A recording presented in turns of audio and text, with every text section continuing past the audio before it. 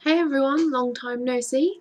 I thought it had been kind of a long time since I'd done a video, so I thought I'd do one now. I know that kind of fun formula, project formula, whatever it's called, is kind of here, there and everywhere at the moment, and as am I, so I didn't have time to record a video and stuff like that. So this week I had time, and I just thought, oh, I needed some questions. I'm not offering any kind of editing skills to put everyone's opinions together, but we're mostly subscribed to one another anyway, and we can just all have a nice ramble if we've got some kind of questions for structure. So yeah, I've done some questions and I'm going to just go on a little ramble. Some of them are about the Bahrain Grand Prix, even though it was a week ago. Some of them just kind of general F1 rambling, and excuse me. I'm sure if you found yourself on this channel, unless you're completely lost, you know that F1 rambling is kind of what I do. So yeah, I'm wearing my awesome Lotus shirt that I got, that I'm totally loving. If anyone has a chance to go to the Lotus store on Regent Street, it is very awesome indeed. Went there the other week. Sadly missed out. Romain was there last week when I was in Paris, so I was like, is he avoiding me or something? Anyway, I'm already rambling. And by the way, I didn't dye my hair to match the curtains. That's just a weird coincidence. I've gone wrong. I haven't recorded a video in ages and I'm just talking bollocks at you. Sorry. Swearing now. Ugh. Anyway, so this isn't really about Bahrain. There's a few about Bahrain and a few not. This is just a random ramble. And if any of you feel like doing the videos, I look forward to watching them, or just having a natter on Twitter. I don't mind. So anyway, question one.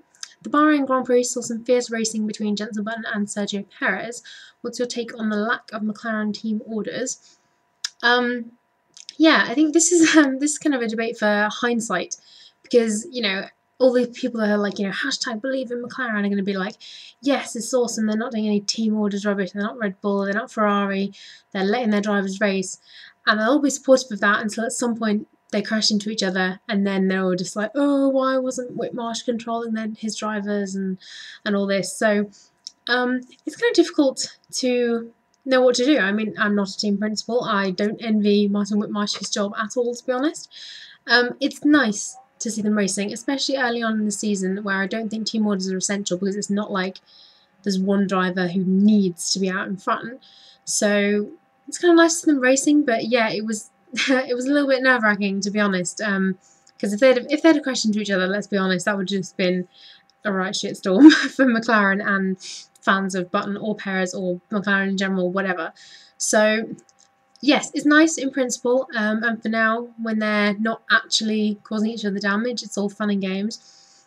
I don't like the fact that people seem to instantly think Button was being a big baby when, in the heat of the moment, he went on team radio and said Perez was being a bit mental, which he kind of was, to be honest. But if anybody saw an interview with Jenson after the race, I didn't see any BBC or anything, but on Sky he went for an interview after the race and was his usual laid-back self and just taking it easy, and he admitted that in the heat of the moment he probably kind of lashed out a little bit verbally.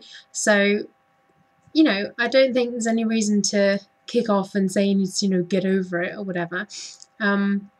He is obviously the more experienced driver. He's the #1 driver at the team. He's not gonna want some young gun kind of just crashing into him and taking him out of the race. He's already got enough of an uphill struggle with that McLaren at the moment.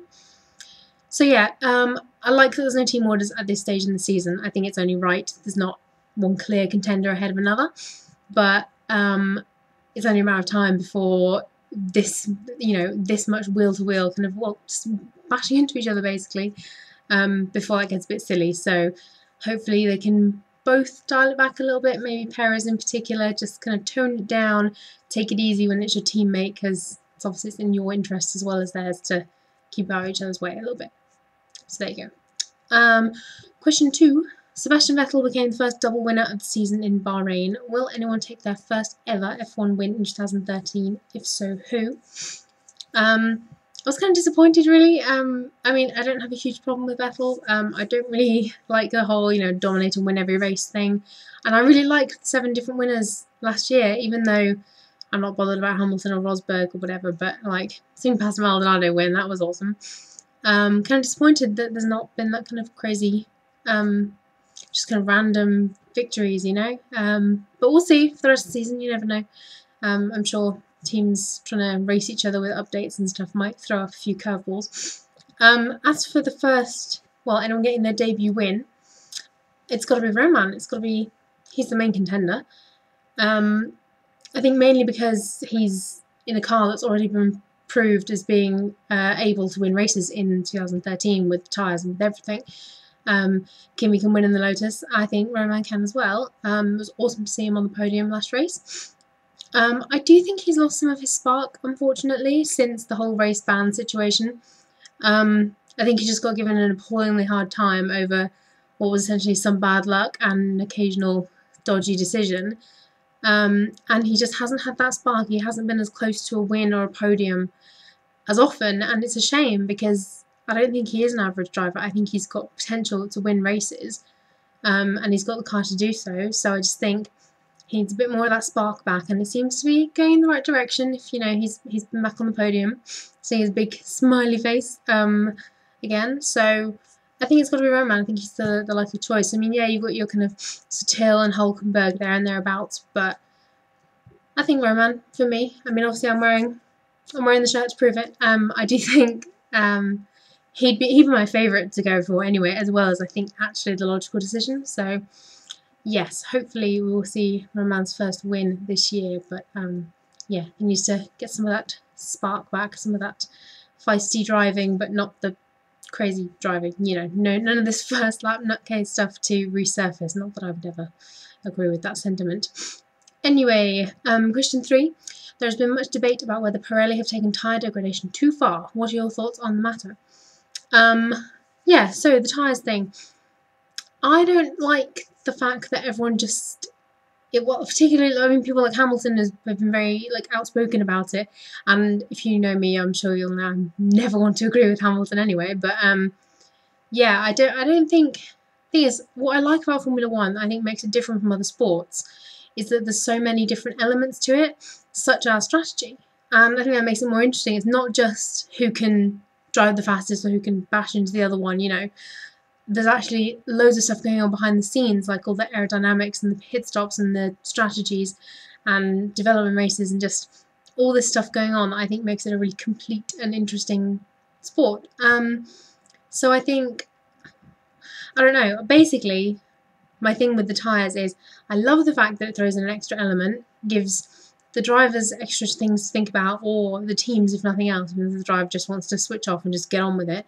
But the one thing we don't want to see is it preventing on-track action, because that defeats the object of the sport. So I think what they need to do is maybe do this idea of having a special extra allocation of tyres for the Friday or the Saturday, one or the other or both, so that we don't have a situation where nobody goes out on a Friday for 5 minutes, and then nobody goes out in Q3 because they don't want to lose any tyres for the race, because it's a shame for the people who are paying to go to the circuit and enjoy the action. And, you know, I can't really complain when I'm sat at home watching on TV, but yeah, it's a shame for people, and you don't, you know, the point of the sport is not them sat in the garage counting how many tyres they've got. So I think we maybe need an extra allocation to avoid people not bothering to go out on track, because obviously that's what we want.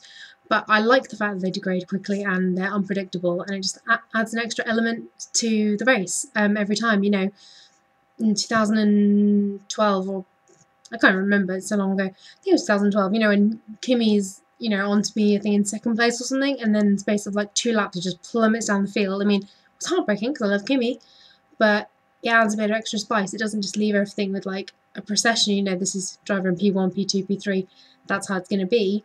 You never know, at any moment the tyres could throw a curveball and make it a bit more interesting. So I like the Pirellis, and that they degrade and that they're a bit random. But and I've got one of my lovely Pirelli bracelets on. You may have heard I tragically lost my super soft and soft, so I need to get a new set. But I want to know if they're going to redo the hard one into the orange, because if they want, they're going to do the new one, the 2013 edition. I don't know, I'm just talking about braces now, but yeah, I've got my awesome hard one on today. Excuse me, coughing. So yes, I'm sticking with Pirellis, but I'm open to the idea of an extra allocation for Friday or Saturday. Now, the bonus question. This is going to be one of those ones that just goes off on a complete tangent, but okay, my idea was construct your ideal Formula 1 team Dream Team from the 2013 grid, 2 drivers and a team principal. Now, feel free if you want to go off on one and say you want a race engineer, you want a reserve driver, you want this aerodynamicist, this front jack man, whatever. But to try and keep it simple, I've gone for just 2 drivers and team principal. Now, I've thought long and hard about this because there's so many different contenders and different characters that I would want in my team. But I'm thinking, oh, it's so difficult. So 2 drivers, I think I'm going to go for Team Adorable to just be Jenson Button and Romain Grosjean. I think they'd be a great team. I think they'd be adorable. I know it's silly because they're kind of my 2 favourite drivers, so it seems like an obvious choice, but I don't think you're going to get any kind of bad team relations there at all.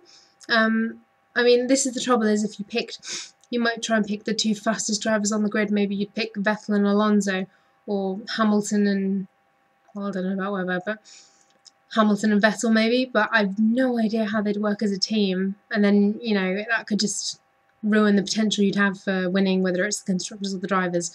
So I'm thinking Jenson and Romain would be quite an adorable little team. I mean, Romain needs a little bit of guidance from his kind of crazy days or whatever. You've got Jenson, an experienced, smooth driver, and, you know, is completely awesome and amusing. And you've got Romain, the happiest giraffe in the zoo. What's not to love?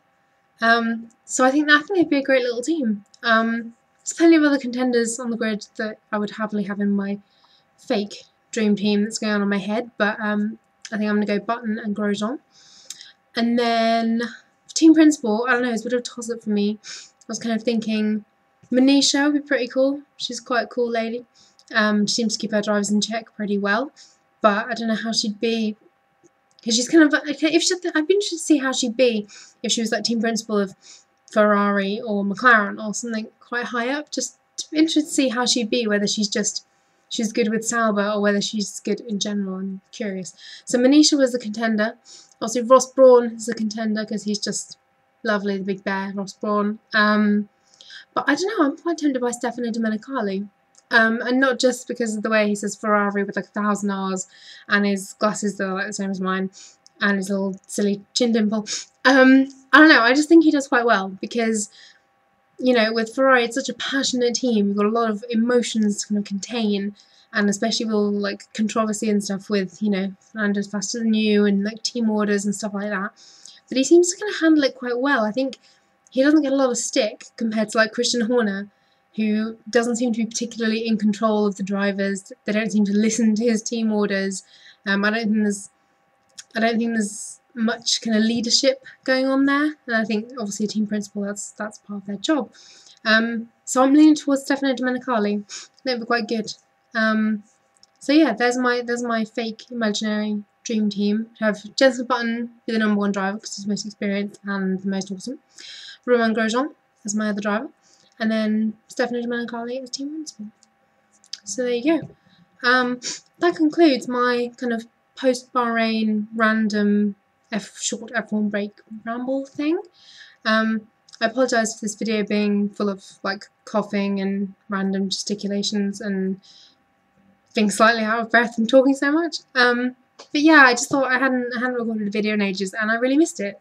And I know we all love fan formula or whatever guise it's taking.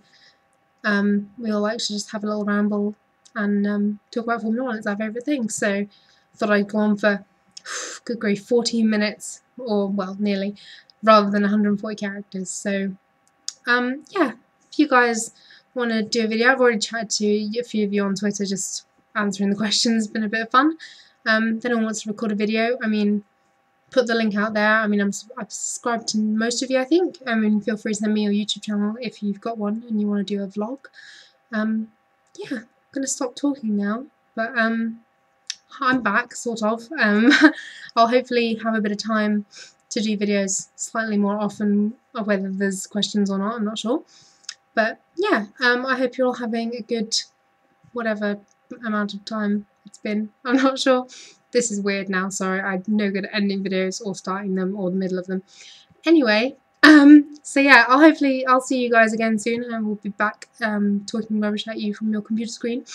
And other than that, I'll talk to you on Twitter, like I always say. So yeah, speak to you all soon, guys. Bye.